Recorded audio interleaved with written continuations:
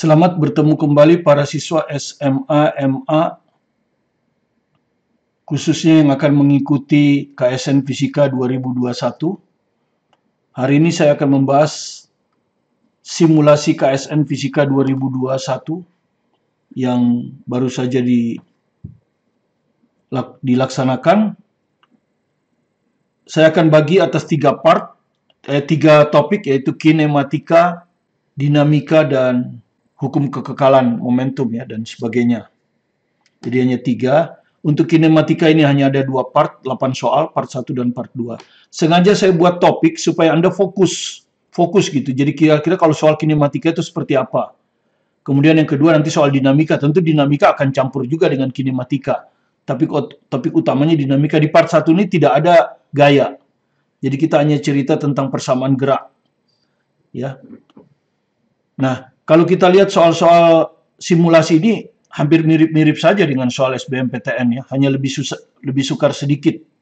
Ya, bentuknya isian. Jadi nanti Anda hanya tinggal mengisikan saja, dan yang Anda isikan itu adalah angka, satuannya sudah disebutkan, ya.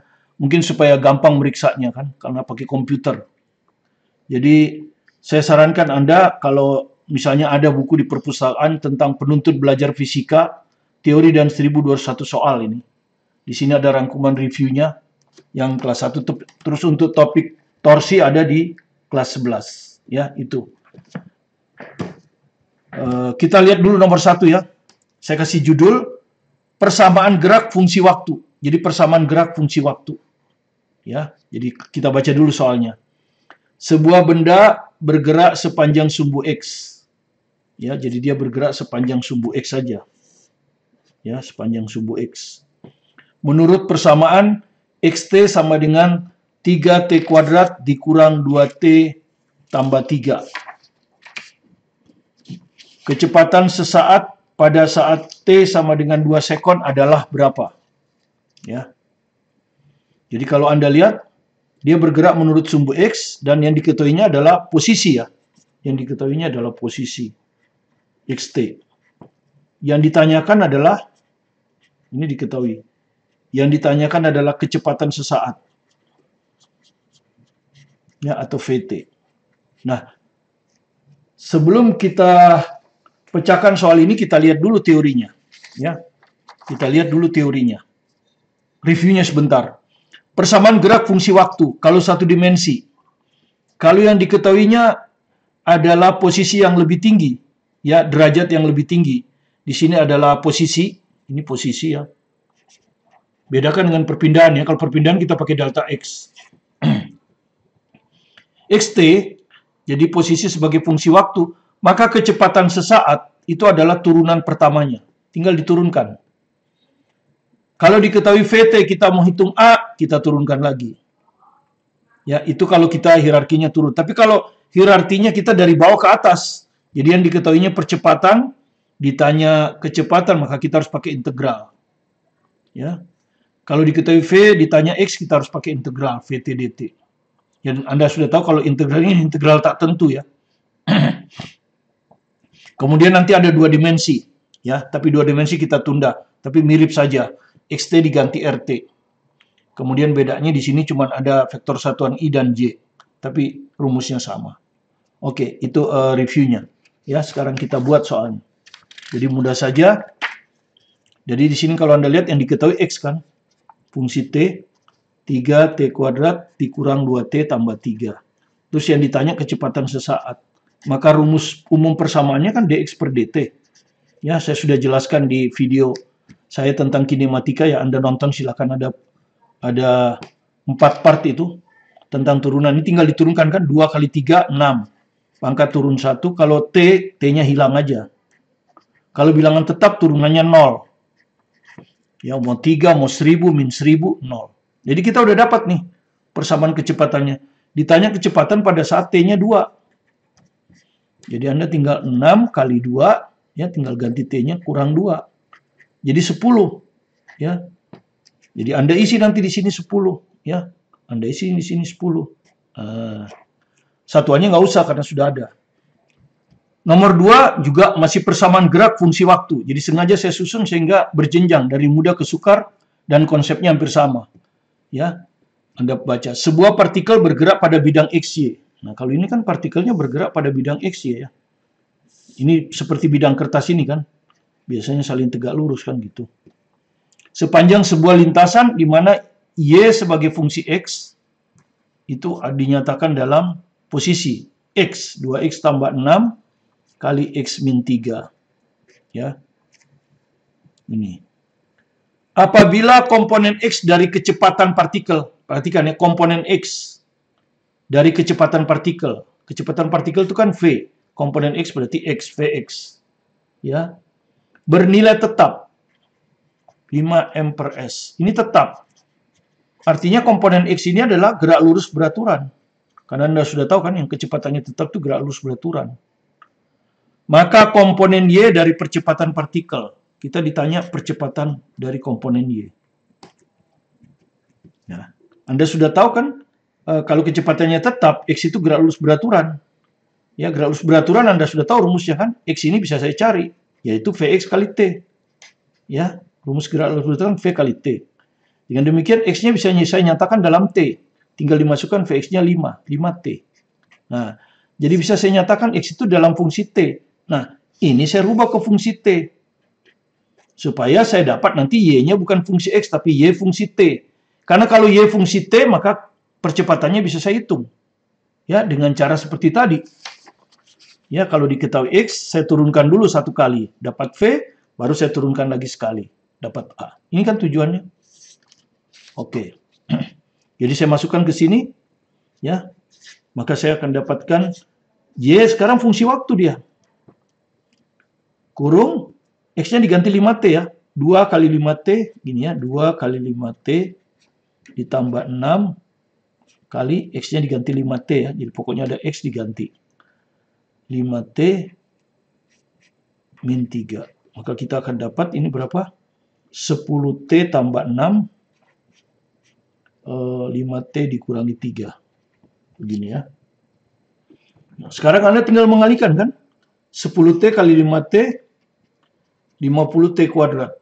Ini kalau Anda kalikan min 30T, ini juga plus 30T, berarti hilang. Jadi sisa min 18. Seperti ini ya. Nah, inilah YT-nya.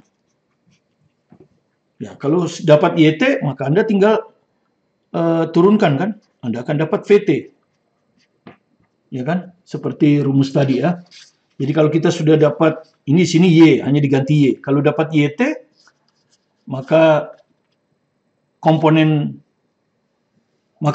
Y dari percepatan. Berarti kan kita mau hitung ini. Berarti kita turunkan 2 kali.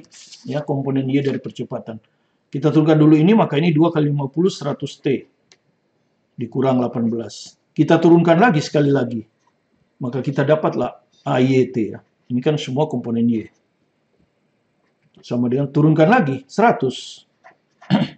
Jadi di sini Anda tinggal isi 100. Nomor 3. Kinematika, saya kasih judul kecepatan rata-rata. Ya, kebetulan di sini persamaannya satu dimensi. Jadi ini hanya satu dimensi. Ya. Jadi kalau kita baca soalnya, suatu partikel bergerak di sepanjang sumbu X dengan posisi XT sama dengan BT kurang CT kuadrat. Ya, jadi XT itu sama dengan BT dikurang CT kuadrat. Diketahui di mana B-nya 20, masukkan aja 20. C-nya 1. Nah, begini. Ini XT. Nah, kemudian dari sini kita ditanya apa? Kecepatan rata-rata. Nah, kecepatan rata-rata. Kecepatan rata-rata itu pasti tentang selang waktu. Ya, di sini selang waktunya adalah T10 sampai dengan T24. Jadi selang waktu ya, selang waktunya itu adalah T2 kurang T1. Ya, jadi 4 dikurangi 0 sama dengan 4.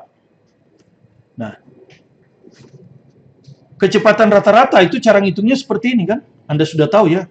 Kalau diketahui misalnya fungsinya dalam X, XT, maka kecepatan rata-rata itu didefinisikan sebagai delta X per delta T. Delta itu selang. Ya, selang. Jadi delta X ini artinya X pada waktu T2 dikurangi X pada waktu T1 karena yang diketahui kan XT. Ya, jadi X waktu T2. Tentu T2 lebih besar dari T1.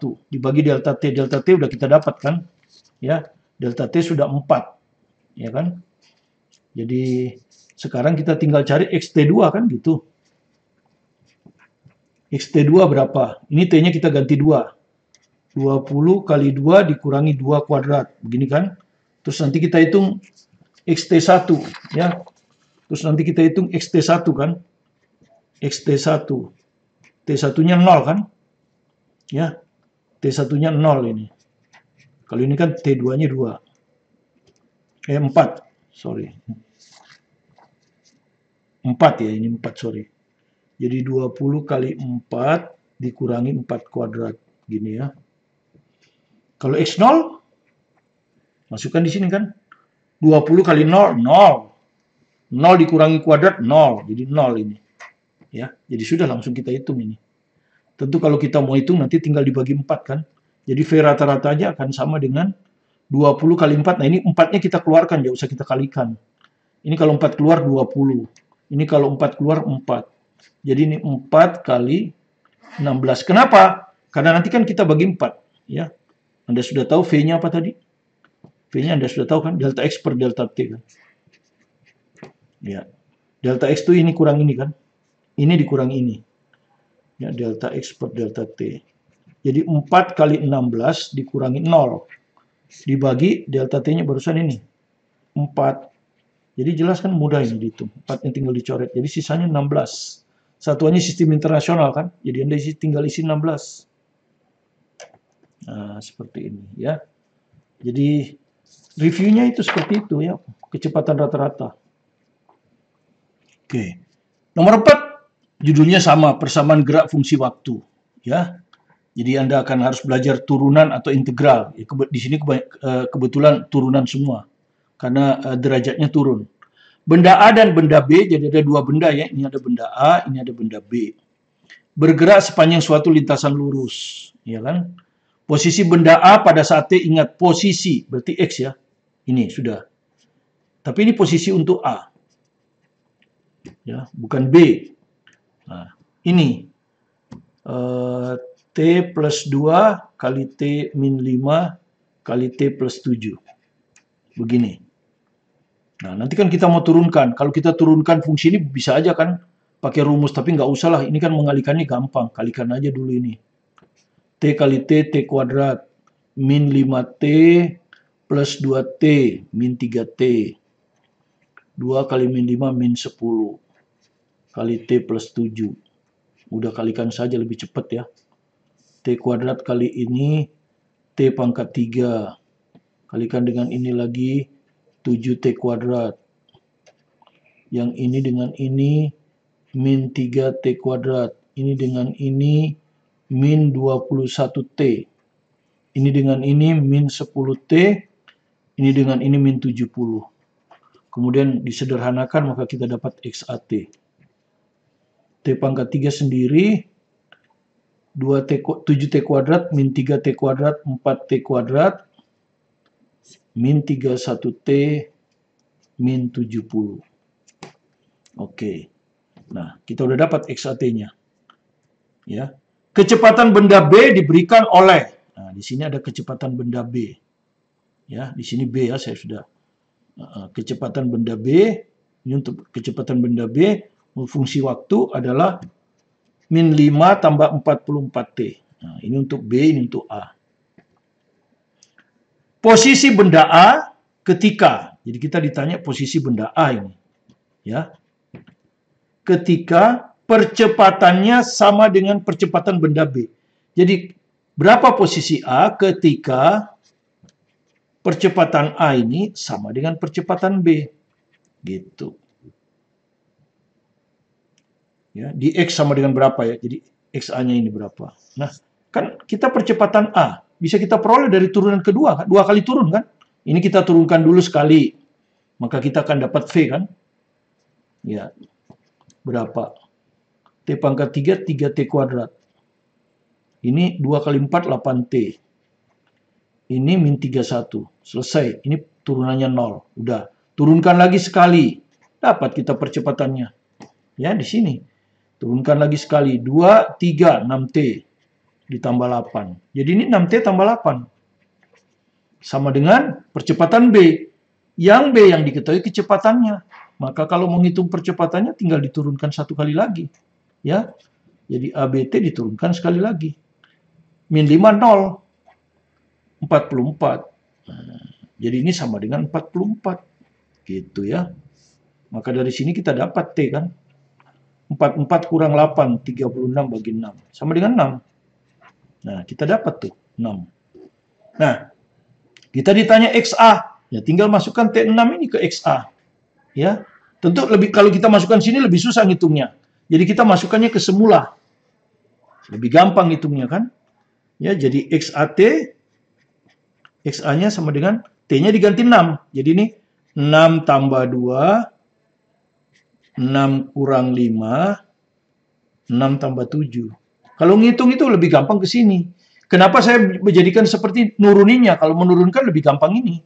Karena kalau menurunkan gini kan saya harus pakai UV, U aksen V tambah UV aksen, kelamaan. Nah ini sudah tinggal ngitung kan? Berapa ini? Ya, di sini. 6 tambah 2, 8. 6 kurang 5, 1. 6 tambah 7, 13. 13 kali 8, 104. Anda tinggal isi 104 di sini. Ya, seperti itu. Ya, jadi itulah 4 soal yang kita berikan di part pertama ini. Semuanya kebanyakan adalah persamaan gerak ya. Dan untuk persamaan gerak itu kalau kita pakai turunan, kan ini reviewnya tadi kan. Kalau satu dimensi kan, XT diturunkan sekali, VT turunkan sekali lagi, AT. Ya, kalau yang diketahui AT kita integralkan, tapi belum keluar di soal ini. Ya, nah kalau Anda mau latihan ini ada di buku ini. Ya, kalau yang diketahuinya derajat lebih rendah, ditanya derajat yang lebih tinggi kita pakai integral. Ya, tapi mungkin ini nanti muncul di soal part 2 atau di soal dinamika nanti. Ya, kemudian kalau 2 dimensi, berarti kan koordinatnya ada X, ada Y. Maka R-nya tinggal dinyatakan dalam IJ. Ya, nanti ini mungkin di part 2 atau part di dinamika. Maka V vektor harus dr per dt. Ya, jadi diturunkan komponen X, diturunkan komponen Y, kasih IJ. Nah, dxt per dt ini yang kita sebut Vxt. dyt per dt ini yang kita sebut Vyt. Kalau ditanya percepatannya, turunkan lagi sekali lagi. Ya, ini turunkan lagi dv per dt. Jadi kecepatan komponen X diturunkan, kasih I, komponen kecepatan Y diturunkan, kasih J. Nah, ini akan jadi AXI tambah IJ. Ya, ini vektornya. Kalau ditanya besarnya kan, kalau misalnya ditanya besar percepatannya, ya tinggal pakai dalil Pitagoras kan. Akar AX kuadrat tambah AY kuadrat. Jadi kalau 2 dimensi itu harus pakai ini ngitung besarnya. Nggak boleh sendiri-sendiri. Ya. Demikian yang sudah kita bisa rangkum.